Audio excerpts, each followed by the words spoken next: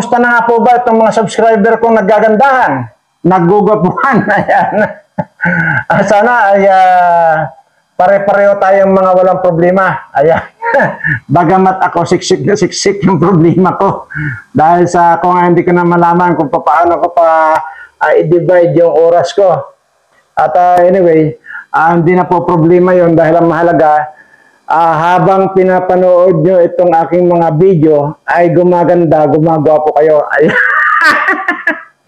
Di ba yun naman po ang talagang yun naman po ang purpose ng ating paggagawa ng video para gumanda, gumwapo itong mga subscribers ko.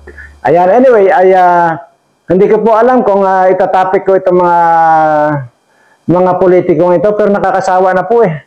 Magkwentuhan lang po siguro tayo at kahapon nga, yung hindi ko na pigilan yung sarili ko mag-init ang ulo, ito. Ang sama-sama ng pakiramdam ko. At ganun po, pagka nasusobrahan ako ng galit, ay siyempre tao lang din naman po ako, nagagalit din.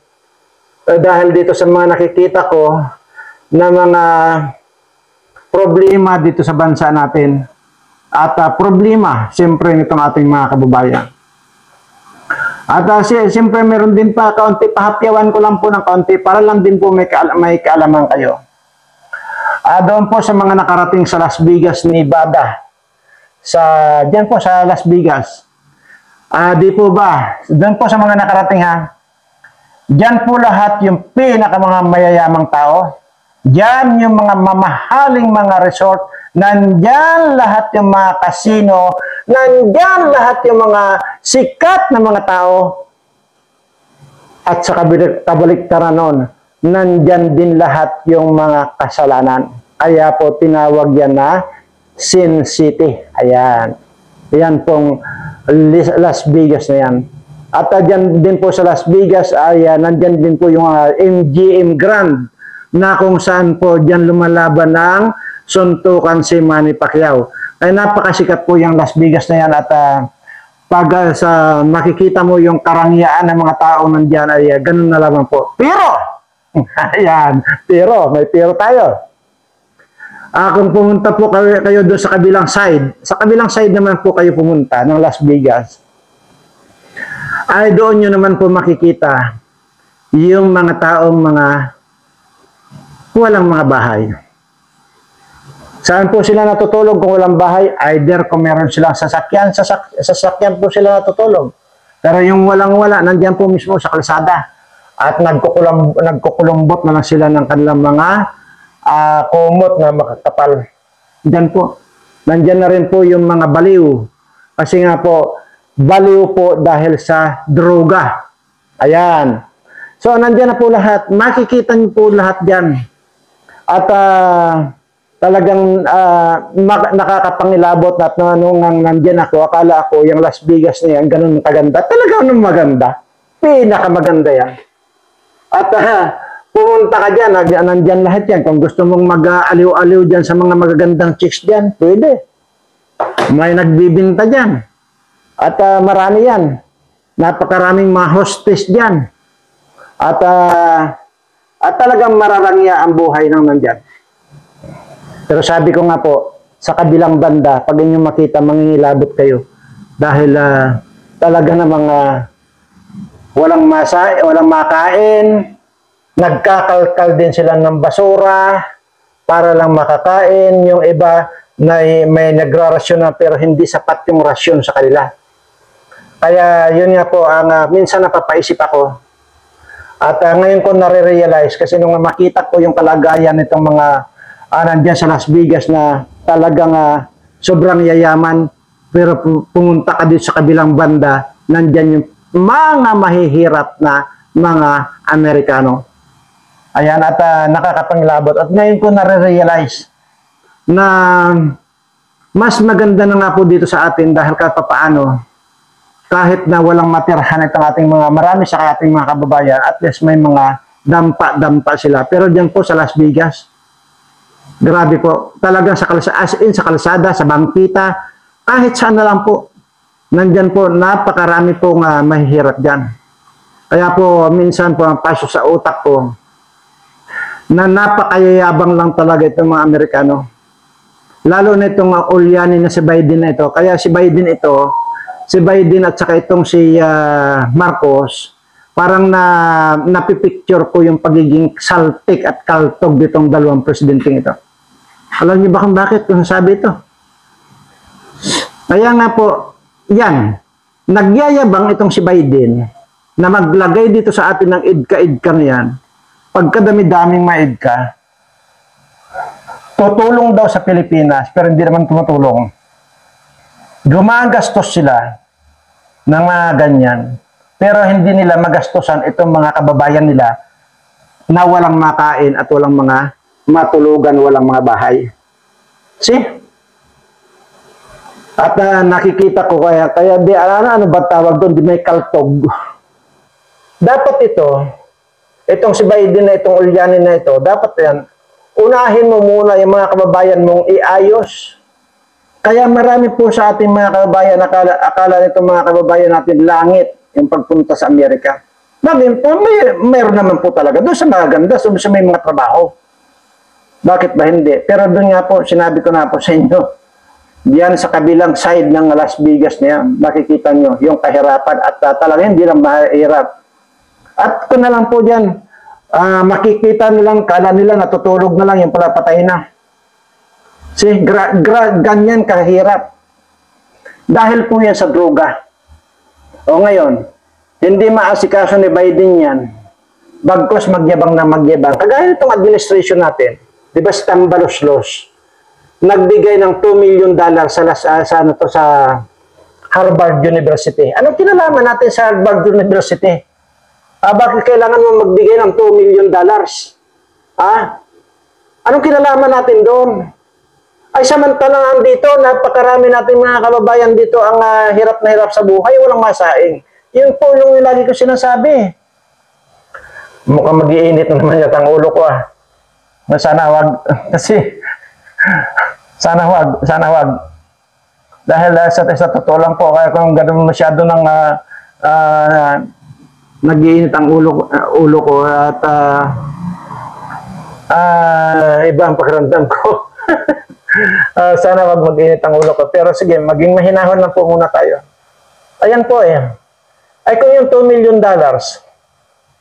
imaginin mo itong si Romualdez na ito. Huwag na dito sa buong Pilipinas ang pag-usapan natin. Diyan na lang sa kanyang probinsya mismo, sa Leyte. Diba, nabanggit ko na po yan mismo diyan dito sa live, sa video ko. Nakarating po kami diyan para mamigay ng bigas. At sabi ko nga po, pwede kong ituro sa kanya lahat ng mga barangay diyan na pinapunta namin yung mga taong binigyan namin ng mga bigas-bigas na yan. At ilang truck po yan yung pinamigay ko na mga bigas na yan. Pero ang lagi sinasabi nito mga ng mga kababayan natin dyan sa Leyte, walang kuya kakwinta-kwinta daw yung Romualdez na yan. Hindi nga raw nila nakikita yan pero nakakapagbigay ng $2 million sa Harvard University. Tingnan niyo. Mismong kababayan niya, itinatakwil yan, sinusuka yan.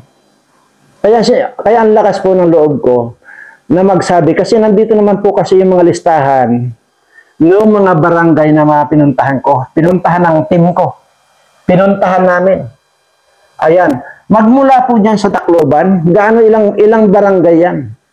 Binaybay natin yan hanggang doon sa Baybay Leyte. See? Ilang barangay yan. Kaya nga po, minsan nga lang ako nakapunta dyan. Pero medyo matagal-tagal na rin po yun Pero yun po, hindi ko po iniwan sa basta barangay lang. Basta pagdating namin sa isang barangay, pinapunta yung mga dapat makatanggap. Yan po ang binigyan namin. See? Ay ganun na lang po kalakas ang loob ko minsan na magmura dito. Pero ay sabi ko nga po, ayoko na magmura dahil minsan pinapalo din ako ng ating Panginoon.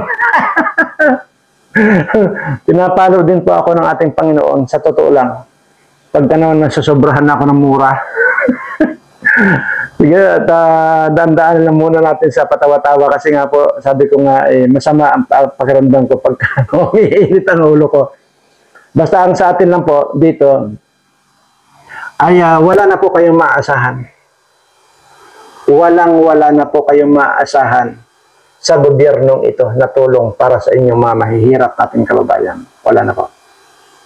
Ngayon pa lang sinasabi ko na. Kung gaano kayo naghihirap ngayon, mas lalo pa po. Kung dati ay nakakakain kayo ng isang beses sa isang araw ng kanin, baka ngayon totally hindi na po kayo makakain. Yan po ang totoo. Talagang nakakalungkot po na hindi lamang po basta prediction ko ito, kundi talagang yun po yung nakikita ko. Imagine mo, wala na pong hostisya dito sa ating bansa. Tingnan mo yung plano ni Bato de la Rosa na mag-hearing dyan sa mga drugs na yan. Dyan sa mga kinakumar-kumar na anghit na yan.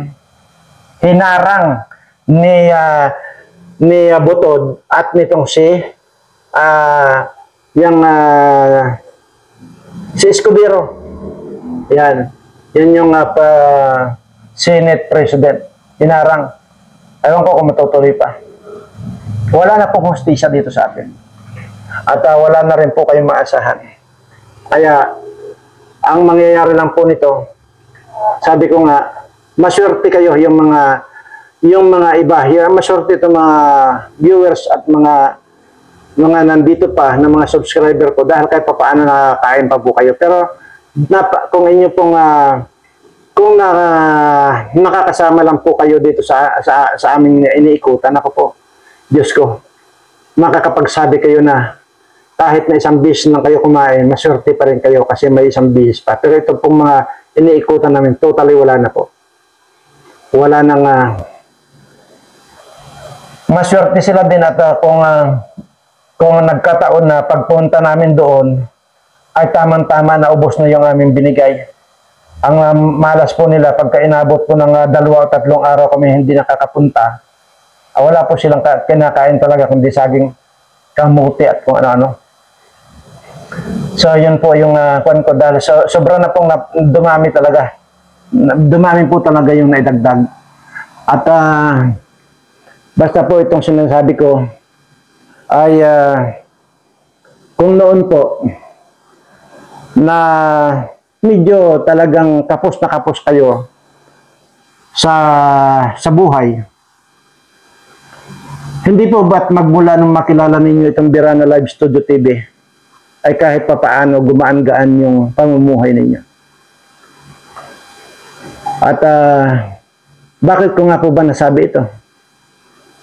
Ay hindi lang po basta yun ang prediction ko, kundi may mga comment din po na magmula raw nung makilala nila yung Birana Live Studio TV ay yung dating gulong-gulo yung utak nila kung saan sila kukuha ng pangsaing. Ngayon po hindi na dahil kahit pa paano ay parang easy na lang nila na nakukuha yung pangsaing nila. So, praise the Lord at pasalamatan po natin ang Panginoon dahil ayaw na rin na may sabi na magmula nang makita ninyo itong Birana Live Studio TV ay kahit pa paano gumaan ang inyong buhay, gumaan yung mga sakit ninyo. At speaking of sakit pala, maliban po doon sa mga itinuro ko, mga itinuro ko, yung mga tubig ng saging, sili na yan. Yan naman pong sili at kalamansi, halimbawa lang dumating dito sa atin ng virus. Ang sinasabi ko lang po, mag-kwan lang po kayo, mag-stock lang po kayo. At para sa ganun ay may magamit po kayo kung sakalit dadating ang virus. Hindi naman po, pero kung may mga, halimbawa yung sisipunin kayo, tapos yung makatin ang lalamunan nyo, parang lalagnatin na kayo, yun po, uminom po kayo nun. Napakabisa po yan. At hindi lamang po ako nagsasabi niyan, may mga comment po dyan na mababasa ninyo na talagang epektibo once na inom nila, tanggal yung pangangatin ng lalamunan nila, yung parang tipong lalagnatin sila, yung ganun po ba? So, salamat naman po at kahit pa paano ay may mga sumusunod at ito naman po sa akin kasi nagsasabi lang po ako ito doon po sa base po doon sa aking eksperyensya. At noong pong panahon ng unang digmaang pandaigdig, na kung saan po yan ay lahat yan ay inabot ko, pati yung Second World War na yan, at ngayon pang tatlong gira na ito kung sakasakalit dumating na, ayan po mga yan ang mga pinanggagamot ko lang din sa mga tao noon. So, yan po. Pero, ang hirap paniwalaan, itong mga siya bumubuka sa bibig ko, di po ba? Maging kayo, hindi kayo maniwala eh. Pero yan po ang totoo. Kaya, bata lang po ako tingnan. Pero ang totoo po niyan, kung itong biguti ko, nakikita niyo pang itim yan, kung lang po yan. Anong tawag dito, yung kukulay lang po yan. Pero lahat po yan puti na. At saka, isa pa, di ba nabanggit ko na sa inyo, saka lang ako bumabata pagka nakaharap ako sa camera. Pagka ito, ganito, gumagawa ako ng video. Pero ang totoo na nakahiga na lang po ako. Nakahiga na lang po ako dyan. Tapos, alam niyo po ba na kung nakahiga ako sa kama, hindi po ako sa kama nakahiga. Nakalutang po ako sa kama. Ngayon, pagka halimbawa iniikutan ko naman yung mga gusto kong ikutan, ito bumabata ulit ako. Ganun lang po yun. Mahirap paniwalaan, di ba? Talaga mahirap. Not unless makita ninyo. Mahirap. Pero, ang sa akin lang, ako ito nagkukwento eh. Ako ito nagsasabi eh. Katawan ko itong sinasabi ko. Hindi ko naman kinikwento na yung si Kulas ay ganun. Pag nakatulog, nakalutang sa hangin. Ayun ang mahirap paniwalaan. Ay ako na nga po nagsasabi tungkol sa sarili ko. Kaya maniwala man kayo sa hindi, ay di problema nyo na yan. Pero ang sinasabi ko po, ang kinikwento ko lahat dito, yung mga itinuturo ko ng mga, kung ano-anong mga gamot na yan, ay tried and tested na po yan, kumbaga. At yung mga pangontra na ganyan, yung mga virus, yung kagaya dati ng COVID na yun, dati, ay, yun naman, awa naman ng Diyos ay napapakinabangan ng marami. Pero kalimutan nyo na po yung sinasabi kong baka may katakutan niyo pa ako. Yung sabi kong pagka humiga ako sa kama ko, nakalutang po ako. Hindi po nakalapat yung likod ko sa kama. Kalimutan nyo na po yung sinabi ko dahil baka mamaya ay matakot pa kayo.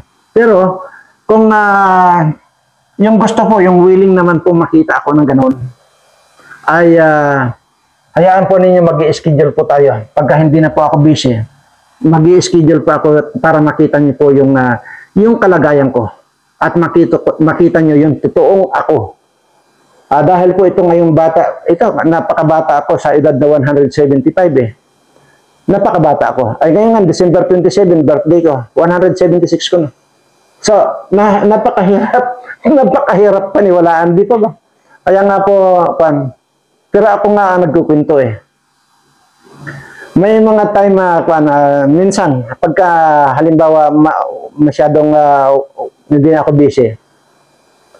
Sabi ko nga po, ganito lang ang itsura ko pag nakaharap sa camera, pero at saka pag halimbawa umaalis ako na halimbawa mayroon kaming tutulungan, mayroon kaming bibigyan ng kaunting tulong. Yan po. Actually, ito pong itsura ko na tumatanda na po ako eh. Pagka halimbawa nagbibigay po kami ng tulong, abay, napakabata ako palalo.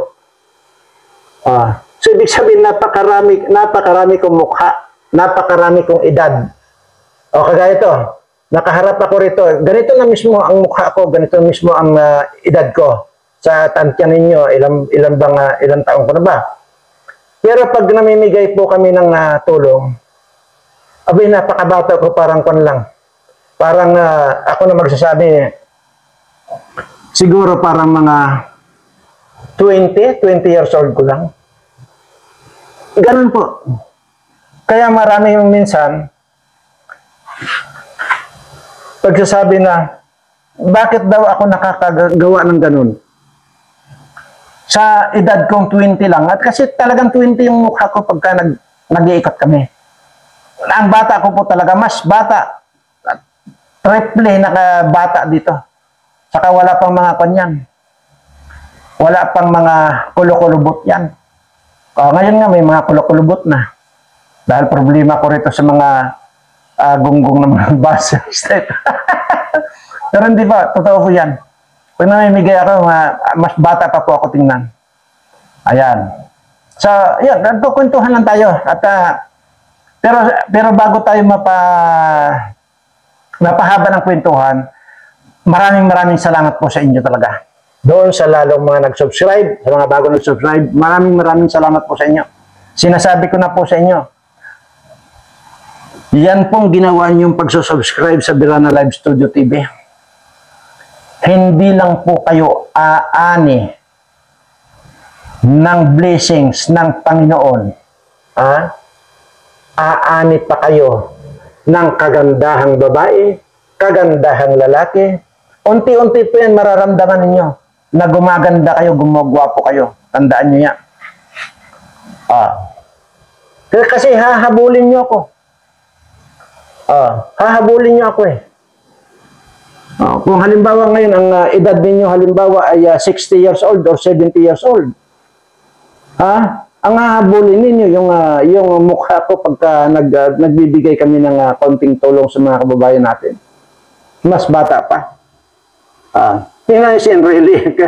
Lagi kong ihinahalimbawa si Enrile. 100 years old yan nung nakaraang taon yan. 100 years old. Tingnan mo, bangingi. Bangingi na. Kumpara na sa 175. Di ba? Siguro po talagang kwan lang. Pagka kayo ay pinagpala, lahat yan pagpapalain kayo. Mapa-physical,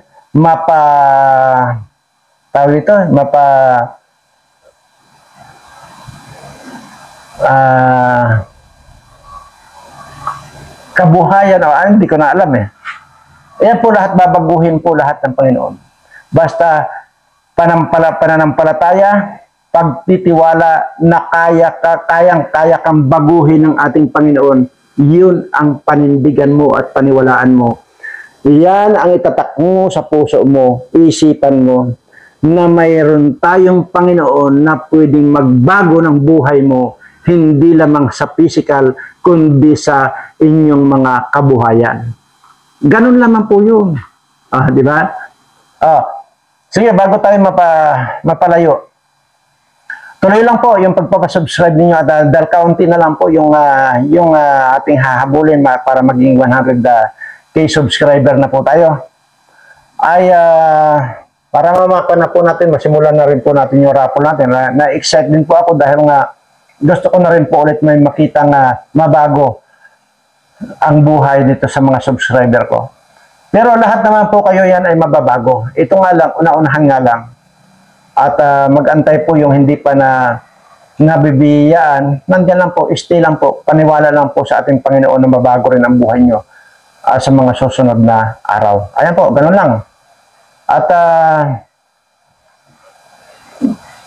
kasi sa totoo lang po, pagka inyo ako nakita, pag nakita po ninyo ako, yan doon po sa, ito po kasi itong studio ko, ito po ay dadaan muna ito sa underground. May underground po kasi ito. Tapos sa kabilang, siguro mga kwanta yan, siguro mayroon pang 300 meters ang kasi meron naman po akong electric vehicle dito na pupunta po ron sa mismong kwarto ko, mismong tinitirhan ko. Underground po yan, sa ilalim po ng lupa. Ito pong studio ko ay mataas naman ito. Itong ilalim nito ay puro buhaya. Yung sabi ko, yung underground dito puro buhaya. Sa kabila nun nga, ay doon naman po yung entrance papunta po doon sa aking kwarto. Yung kwarto ko po ay nandoon na po lahat. At yun nga, may kama nga ako, maganda yung kama ko, pero pagka natutulog ako, nakahiga ako, hindi ako nakalapat sa kama, nakalutang po ako. Pagka ready na po kayo na hindi kayo matatakot, i-open ko ito sa inyo. Sa lahat lang po ng mga subscriber ko, alam niyo po ba ang mangyayari pag nakita niyo ako? Na ganon? Na natutulog, nakalutang? Yun po yung wala na kayong kamatayan. kung mamamatay man kayo, muli kayong mabubuhay. Ito na naman. Sigurado ako meron na naman magbabasa sa akin ito eh. Sigurado yan. Pero ito lang po. Akala lang ninyo, biro. Pero sige po. Kasi binibigyan ko talaga lahat ng puzzle itong makakapanood. Kasi nga para sa ganun, mainggan nyo silang makilaban ng pustahan sa akin. Ayan. Yun po ang purpose ko niyan. Siyempre, pag lumaban sila ng pustahan, lalo na po itong mga politiko, pag lumaban sila ng pustahan sa akin kung totoo ba yung sinasabi ko, edi, sigurado naman ako doon sa sinasabi ko, edi, panalo tayo. Saan ba mapupunta? Sa inyo ba mapupunta ang anumang pananalunan? At saka yung, di ba, makita nyo dyan sa mga ibang video ko, kung naghahamon ako rito, magpapabaril ako, hindi ako gaganti. Wala akong dadalhin baril. Pero magpapabaril ako dun sa mga kawatan na ito, basta ipusta lang nila lahat ng mga kayamanan nila. At kung halimbawa tinablan ako ng bala, di wala, patay ako, di ba? Pero pagka hindi ako tinablan ng bala, ay sasamsamin natin yung kayamanan nila. Kaya kailangan ilatag nila yung mga yaman nila para naman enjoy itong mga subscriber ko. Di ba? Pero itong nasabi ko na kalutang, hindi ko basta-basta ipapakita ito sa mga yan. Kayo lang mga subscriber ko. Bahala ko na yan. Malapit nyo na makikita yan kasi wala naman kayong choice kundi ang dito kayo mag-ipon-ipon. Wala kayong choice eh. Sa ayaw nyo, sa gusto ninyo, dito kayo dadalhin. Yan po yan. Sabihin nyo na marami dyan nagsasabi na matanda na ako, hindi na ako makabiyahe. Hindi po. Sa ayaw mo, sa gusto, dadalhin kayo rito ng hindi nyo alam kung paano kayo nakarating dito. Tandaan ninyo yan. Pag nandiyan yung dilubyo. Kaya sinasabi kong susunduin kayo, hindi na po kailangan. Pag open ng mata ninyo, nandito na kayo sa akin. Dahil hindi ko hahayaan na may mga subscriber ako mapahamak. Hindi ko hahayaan na pabayaan na lang, na mamamatay na lang yung mga subscriber ko ng ganun-ganun na lang. Kaya lahat yan, dito kayo sa ayaw ninyo, sa gusto ninyo. Bagamat tuloy-tuloy yung aking pagkukontak doon sa... Meron na po ako mga nakausap sa parting Mindanao na akong mayroon din nag-offer dyan sa Sarangani yung kailan yung malapit dito sa MILF camp. Ayoko po eh. Malapit po yan sa MILF camp. Ayoko po doon. At anyway, bahala na. At pero isa rin po yan yung pong mga tao dyan sa Sarangani po. Sarangani. Yung pong makikita yung arko. Welcome Sarangani. A little ahead, nandyan po yung sa kaliwa. A little ahead, nandyan po sa kaliwa yung nakalagay MILF camp. Yan, kampo po ng MILF. Nakapasok po ako dyan. Napakarami po mga tao rin dyan, mga kapatid dating Muslim dyan. Napakahirap po. Medyo nagkonfut dahil nung time na nandun ako, hindi po ako ready noon. Pero nakatatak po yan sa utak ko na isa yan sa aking babalikan, yung MILF camp na yan. Alam ko, no? Samantala na dito ako sa Mindoro. Yan. So doon po, sige, ano po ba ang pwede na pagpinton? Wala naman, hindi ako magta-topic, sabi ko doon sa mga politiko, paano ito, mag-iinit lang ang ulo ko. At mayroon nga po dyan nag-comment na napakahiwaga daw yung buhay ko. Tama po. May nag-comment po dyan eh. At gano'n ang sinabi. Doon sa 175 years old ko. Ay, totoo naman po yan. At talagang mahiwaga po talaga ang buhay ko. Dahil sinabi ko na sa inyo, namatay na ako ng 1 linggo na po akong nasa loob ng morgue. At doon po sa gusto mag-challenge, lalo na kung itong mga politikong mga kawatan na magta-challenge sa akin na patunayan, ay hindi na po ako magpapatunay. Mismong hospital po magpapatunay. Hindi po ako. Yun ang pandoon. Yun ang, kaya kinikwento ko ito para sa ganun may mag-challenge sa akin. Kaya ako kinikwento. Para sa ganun pag may mag-challenge, hindi naman ako basta-basta magpapatotoo kung walang pustahan eh. Dahil nga ang lagi kong iniisip dito, yung pamusta nila, ibibigay ko lang din dito sa mga subscriber ko. Ganun lang yun. Yung mga gusto mag-challenge niyan, o yung hanggang ngayon, yung pwede ako magpabaril. Kaya nga yung baka meron pa kayong mayroon pa kayong hindi nalalaman. Aywan ko kung pwede kong i-broadcast dito eh. Kasi ano ang kinamatay ko? Yan ang susunod nating tatapikin.